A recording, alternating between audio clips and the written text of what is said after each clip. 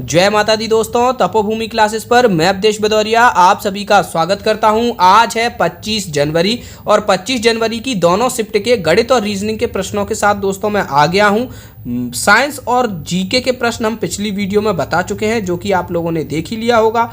तो हम शुरू करते हैं यहाँ पर पहले प्रश्न से। पहला प्रश्न है हमारा 41 से विभाज्यता और दूसरा प्रश्न था 31 से विभाज्यता। तो ये दोनों विभाज्यता के रूल आपको पता ही है। तीसरा प्रश्न है चक्रवृद्धि ब्याज की 15% की वार्षिक दर से 8,000 रुपये कितने सालों में 12,167 हो जाएंगे।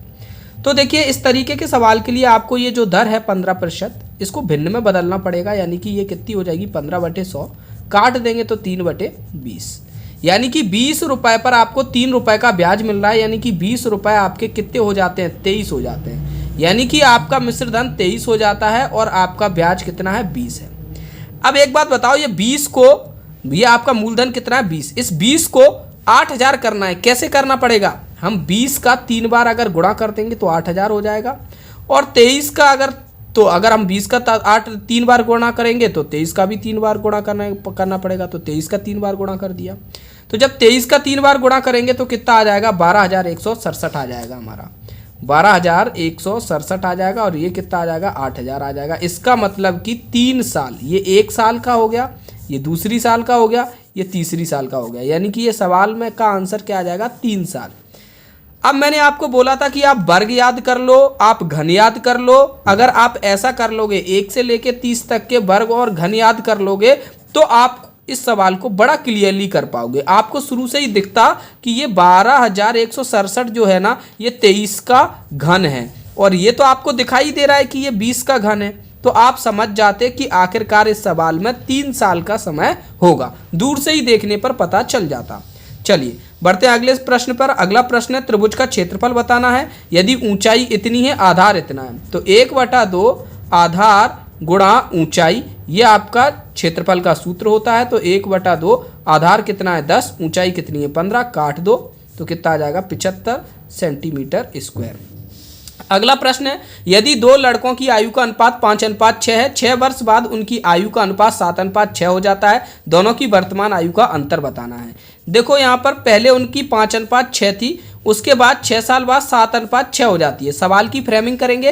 फ्रेमिंग क्या होती है कि अंतर दोनों समय बराबर होना चाहिए। यहाँ पर भी 1 था, यहाँ पर भी 1 है, सवाल ऑलरेडी फ्रेम है, तो अंतर दोनों तरफ बराबर है। तो हमको क्या बताया गया कि 6 वर्ष बाद उनकी आयु का अंतर इतना हो जाता है। तो 6 वर्ष बाद, यहाँ पर ये थोड़ा मैंने डाटा शायद गलत उतार लिया है, ये डाटा गलत उतार लिया है। यहाँ पर ऐसा होगा 6:7, कितना, 6:7, क्योंकि वो ऐसा तो है नहीं, वो उल्टा हो जाएगा। तो ये गलत उतर गया डाटा, ठीक है। 5:6 और 6:7 हो जाता है। दोनों तरफ डिफरेंस हमारा सेम है। अब यहाँ देखेंगे 6 से 7 हो गई आयु, इसकी 5 से 6 हो गई, 1 यूनिट बढ़ी और 1 यूनिट बराबर कितना है, 6 वर्ष। तो यहाँ पर अंतर कितना हो गया, अंतर भी तो 1 यूनिट ही है, तो अंतर भी हमारा इन दोनों की आयु का क्या हो गया, 6 साल हो गया। ठीक है, हमको दूर से ही क्लियरली दिख रहा है कि अंतर हमारा 6 साल है।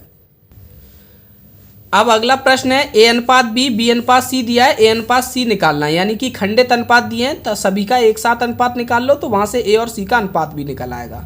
तो यहाँ पर हम लिख देंगे, ये देखिए इस तरीके के सवाल में A/B और B/C को हम लिख लेते हैं क्रम से, 5:6 और 9:5। फिर इनका आपस में गुणा कर देते हैं तो A मिल जाता है। 5 और गुणा 9 कितना आ जाएगा हमारा, 45।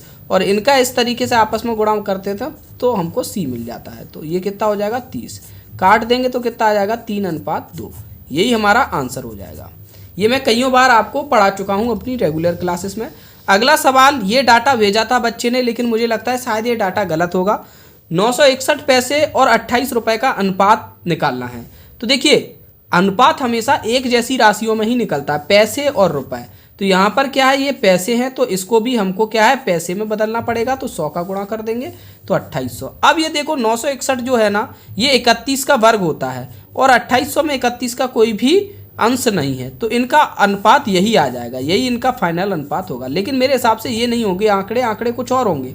बस ऐसा होगा जैसे कि मान के चलिए आपको 5 पैसे और 2 रुपए का अनुपात निकालना हो, तो आप क्या करोगे, इसको 5 पैसे में लिखोगे, इसको 200 में लिखोगे, काट दोगे तो 1:40 आ जाएगा। इस तरीके का प्रश्न होगा, ठीक है।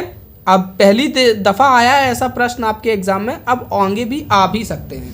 अगला प्रश्न था आपका ये एनालॉगी का सवाल है, 13 से 9 और 31 से क्या होगा।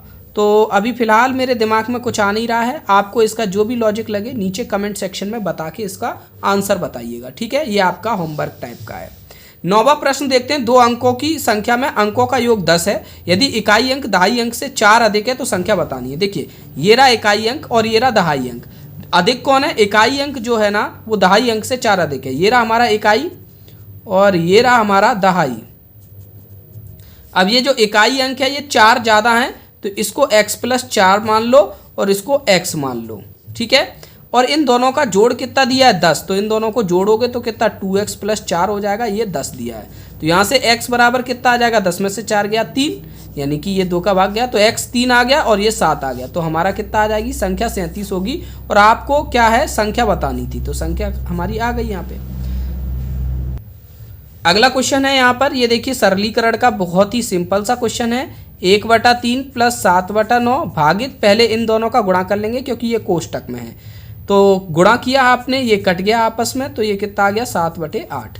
अब क्या करेंगे हम? यहाँ पर भाग की प्रक्रिया संपन्न करेंगे। तो ये 7/9 भाग की प्रक्रिया में ये गुणा हो जाएगा, ये 8 ऊपर आ जाएगा, 7 नीचे आ जाएगा, तो 7 से 7 कट जाएगा। तो 1/3 + 8/9 आ जाएगा और इसको हम 9 कर देंगे तो ये 3 और 8 कितना आ जाएगा? 11/9 हमारा आंसर आ जाएगा।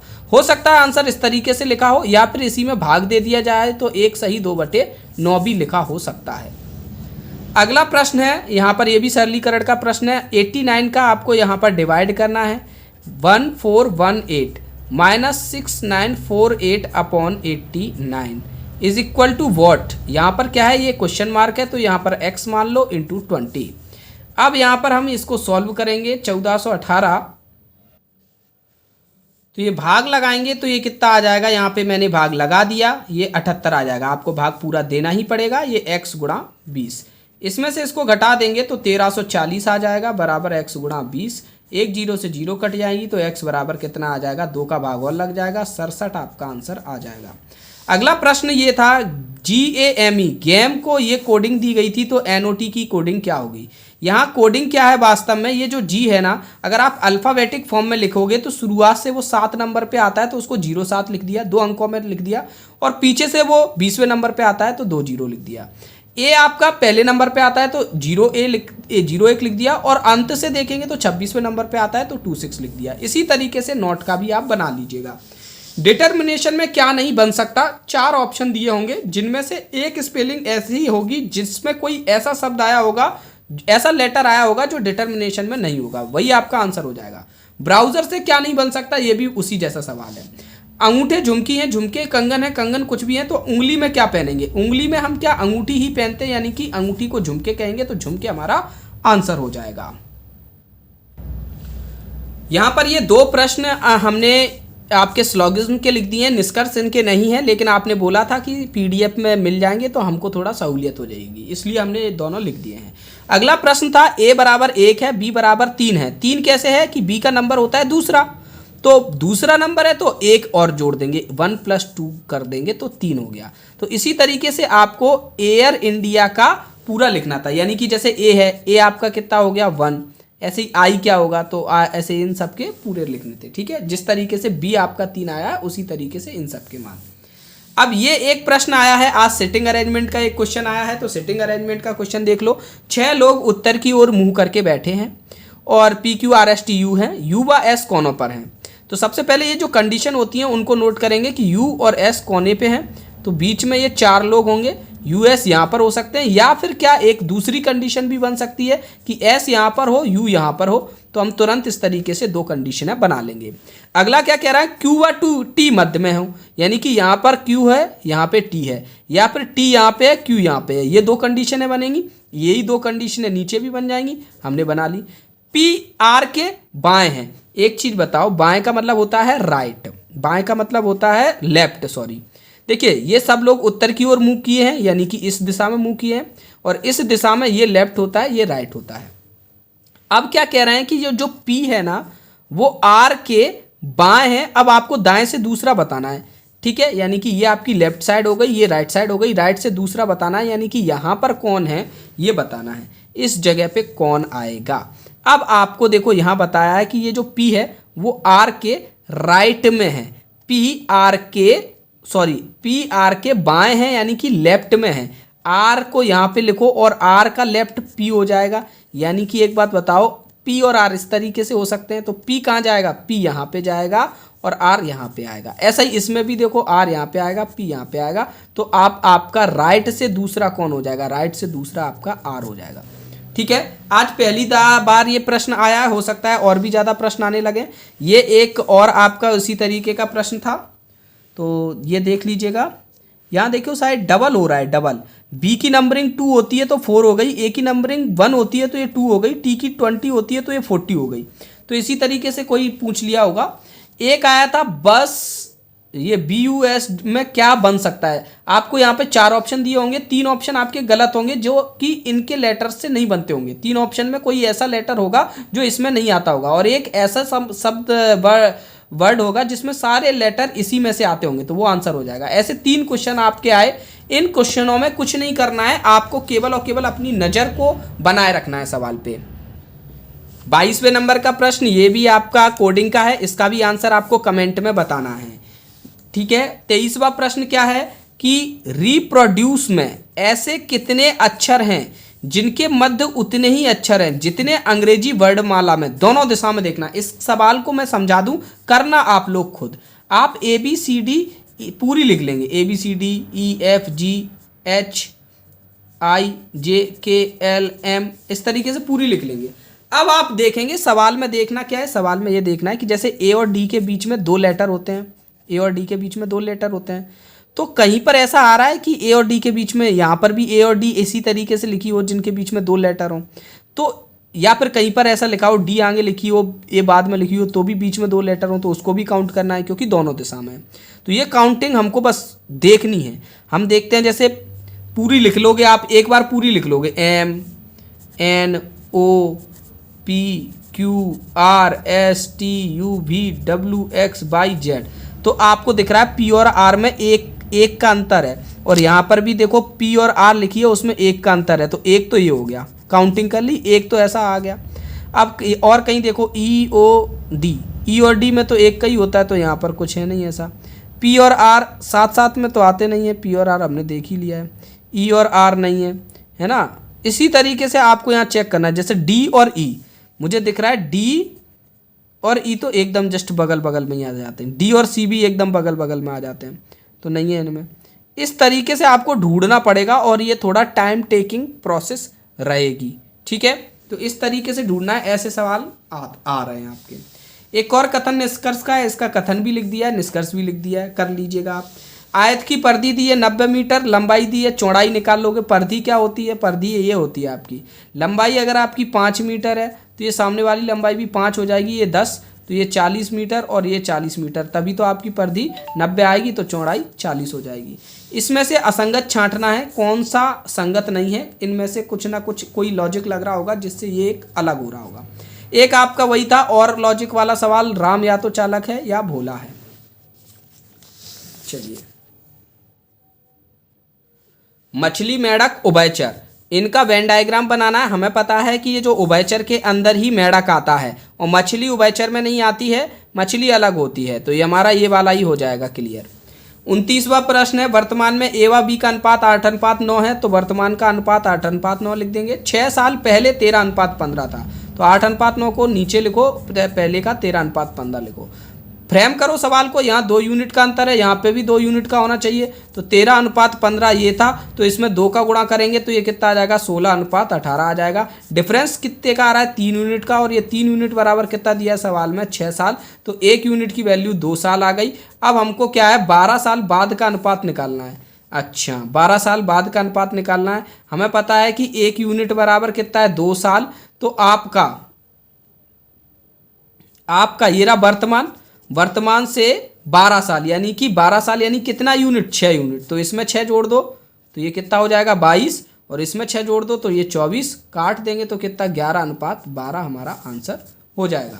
क्लियर, बढ़ते हैं आगे अगले प्रश्न पे। 36 व्यक्ति 21 दिन में 140 दीवार बनाते हैं, 36 व्यक्ति 21 दिन में काम करते हैं तो 140 मीटर की दीवार बना देते हैं।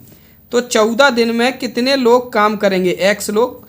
और यहाँ पर हमें डाटा नहीं मिल पाया कि कुछ भी होगी, मान के चलो ये 280 ही मीटर हो ऐसा। फिर आप यूं करके भाग लगा देना और x का मान निकाल लेना कैंची का गुणा करके। अगले प्रश्न पे आते हैं। यदि A पाइप टंकी को 16 घंटे में व B पाइप 17 घंटे में भर देता है, शुरू में 3 घंटे दोनों पाइप खुले रहने दिए गए, बाद में B बंद कर दिया गया, तो टंकी को A कितनी देर में भरेगी। सबसे पहले टंकी मान लेते हैं, ये 16 घंटे में भरता है, ये 17 में, तो टंकी की कुल क्षमता 16 गुणा 17 मान लीजिएगा। अब इससे आप क्या करेंगे, पाइप ए और पाइप बी की स्पीड निकाल लेंगे। 16/17 घंटे 16/17 लीटर की टंकी है। इतने लीटर की टंकी को आपका ए है वो 16 घंटे में भर देता है, यानी कि ए की स्पीड हो गई 17 लीटर प्रति घंटा। इसी तरीके से बी की आ जाएगी 16 लीटर प्रति घंटा। और इन दोनों को मिला दिया जाए तो 33 लीटर प्रति घंटा हो रहा है। और इन्होंने 3 घंटे साथ काम किया, यानी 99 लीटर की टंकी भर दी है। अब आप इसका गुणा करिएगा, इसका गुणा करेंगे कितना आ जाएगा, यह आ जाएगा 272 लीटर।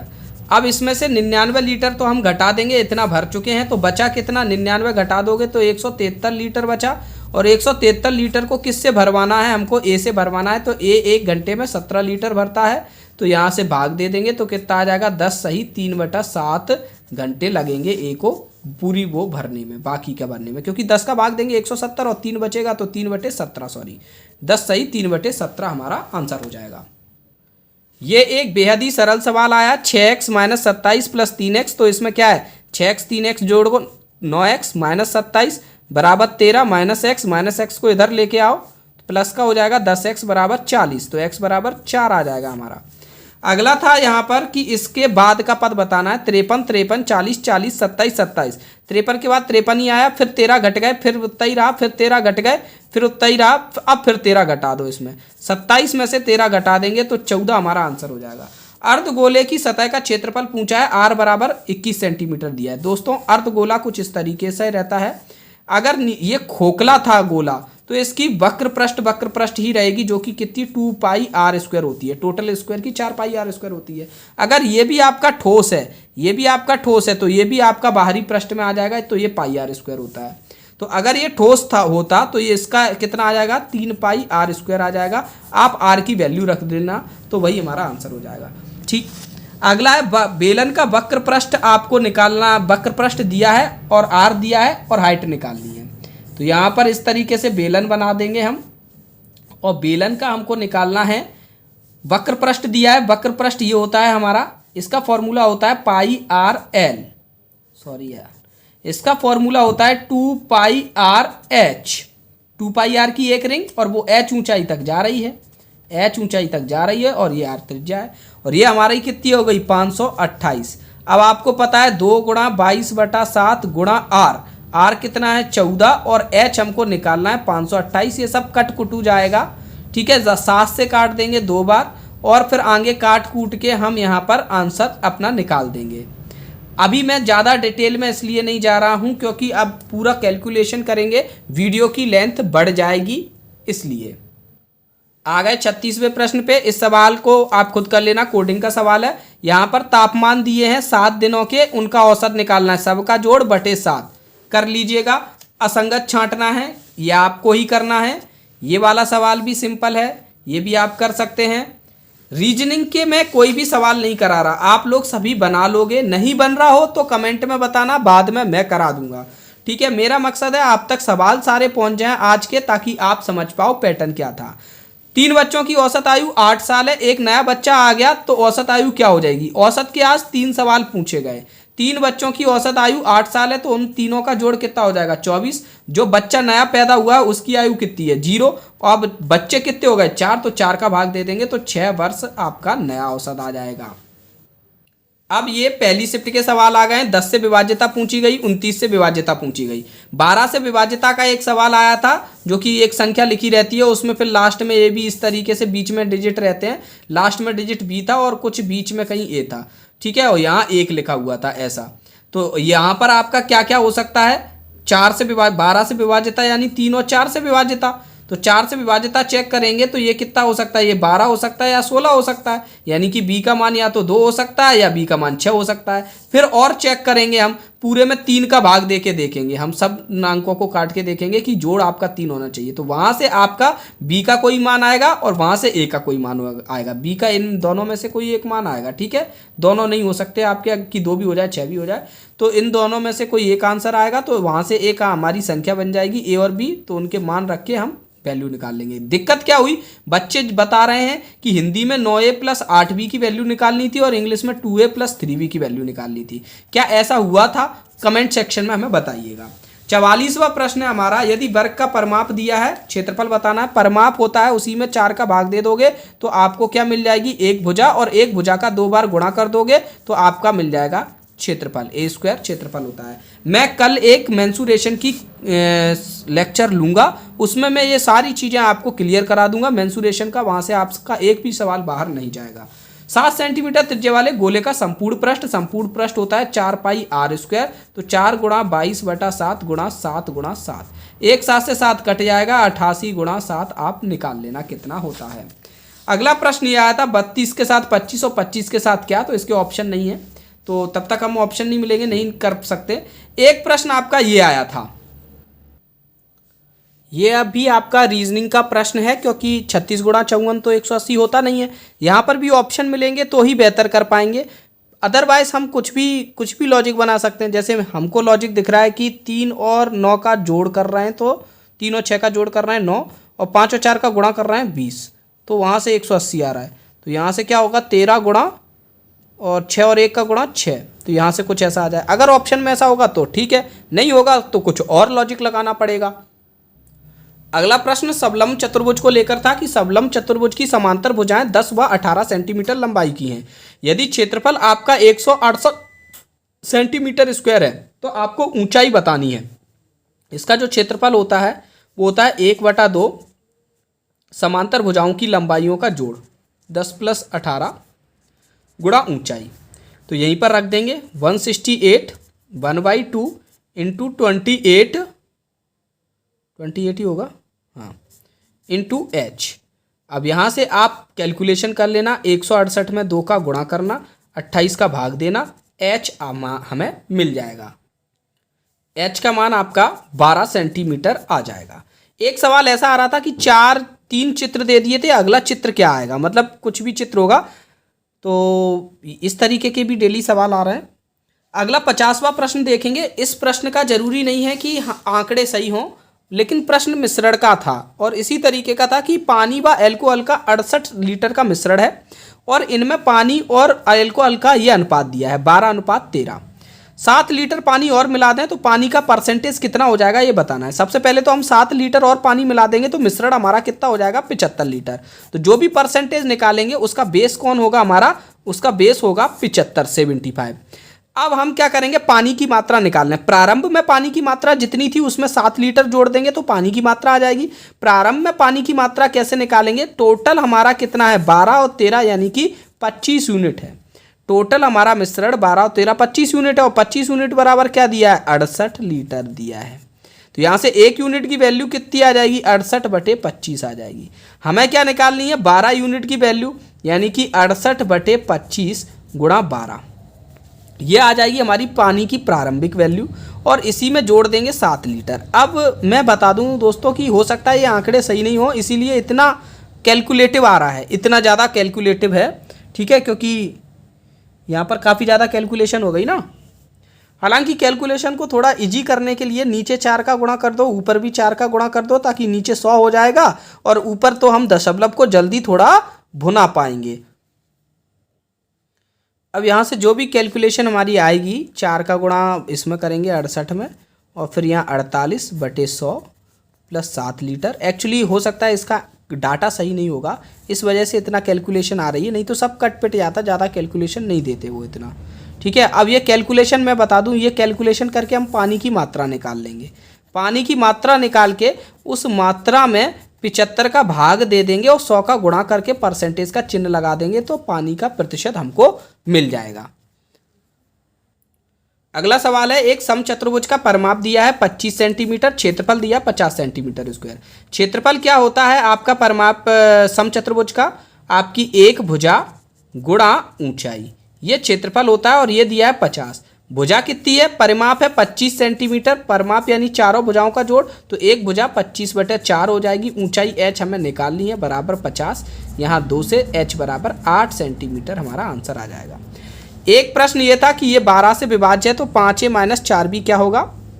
12 से विभाज्य है तो ये देखिए लास्ट में 1b आया, तो ये लास्ट में हमारा क्या है, ये संख्या 12 से विभाजित है, यानी कि 4 और 3 से विभाजित है। तो ये वाली लास्ट वाली संख्या हमारी किससे विभाजित होनी चाहिए? 4 से होनी चाहिए, यानी कि या तो 12 हो सकती है या 16।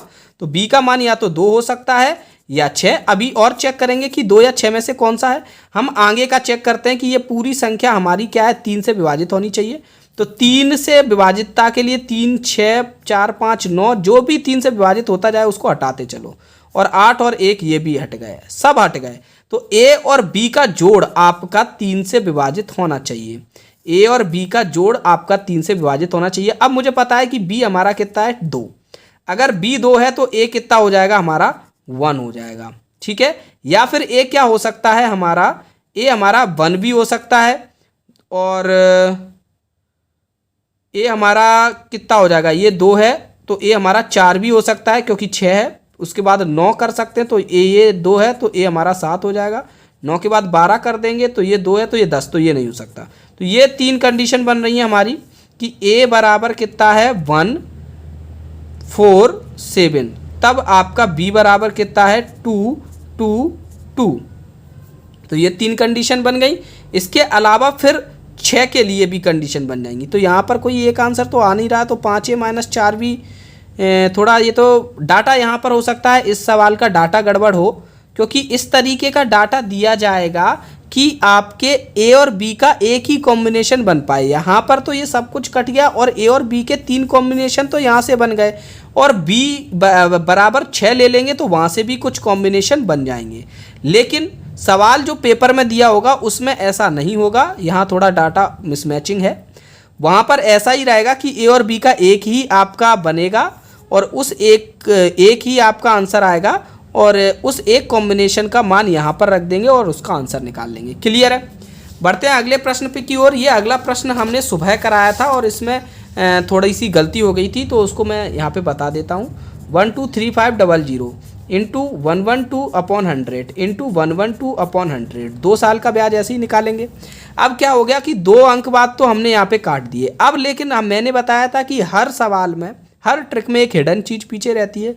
वही हिडन चीज़ यहाँ पर है कि यहाँ पर ये देखिए 1235 है, इसमें 5 आ रहा है और ये 5 का यहाँ पर भाग लग जाएगा 100 में। तो यहाँ पर हम 5 से काट देते हैं। हमने यहाँ पे 5 से काटा जरूर था, 10 1 0 काट दिया था, लेकिन क्या कर दिया था, भूल गए थे यहाँ फिर कटने के बाद क्या लिखा जाएगा, इस वजह से वहाँ पर गलती हो गई थी। तो इसको काट देंगे, 5 से काटेंगे तो कितना आएगा बताओ, 5 दूनी 10, तो 2 बचा, 5 चौका 20, 3 बचा 7, 247। अब 247 किसी से नहीं कटेगा।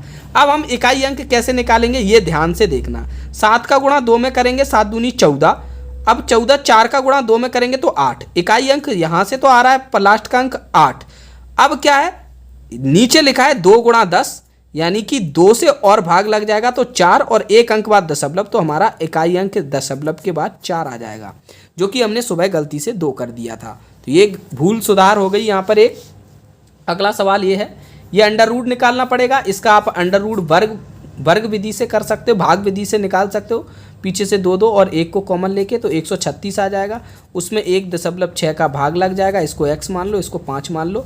अब कोई ज़्यादा कठिन नहीं है सवाल, अब आप ये सवाल कर सकते हो। ये 136 और भाग की जगह आप क्या कर लेना, गुणा कर लेना, ठीक है, या फिर भाग ऐसे लिख लेना इसको 16/10, तो 10/16 आ जाएगा गुणा करके, और x गुणा 5 सॉल्व कर लेंगे, x का मान आ जाएगा। बहुत ही सरल है। मैं ज़्यादा इसलिए पूरी कैलकुलेशन नहीं करा रहा क्योंकि फिर वीडियो बहुत लंबा हो जाएगा और फिर आपको उसमें दिक्कत भी होगी सारे सवाल समझने में। 2 भाइयों की आयु का अनुपात 2:3 है। छोटा भाई बड़े भाई से 5 साल छोटा है, तो 2 और 3 अंतर कितने का है, 1 यूनिट का। ये दे दिया है उनने 5 साल, उनका 5 साल छोटा है, तो आपको बड़े की आयु ज्ञात करनी है। ये 3 का है, यानी कि ये 15 साल का होगा, छोटा 10 साल का होगा। 2 प्रश्न आपके ब्लड रिलेशन के भी पूछे गए थे। तो यहाँ पर मेरा टारगेट बहुत अच्छा कंप्लीट हुआ। मुझे पता था कि ये जितने भी प्रश्न हैं इनको मुझे 30 मिनट के अंदर आपको सॉल्व करा के दे देने हैं। PDF इसकी प्राप्त करने के लिए आप क्या करेंगे, तपोभूमि के टेलीग्राम चैनल पर, तपोभूमि क्लासेस के टेलीग्राम चैनल पर आप @तपोभूमि सर्च करिएगा, ताकि आपको वहीं पर ये वीडियो मिल जाएगा। धन्यवाद। जय माता दी।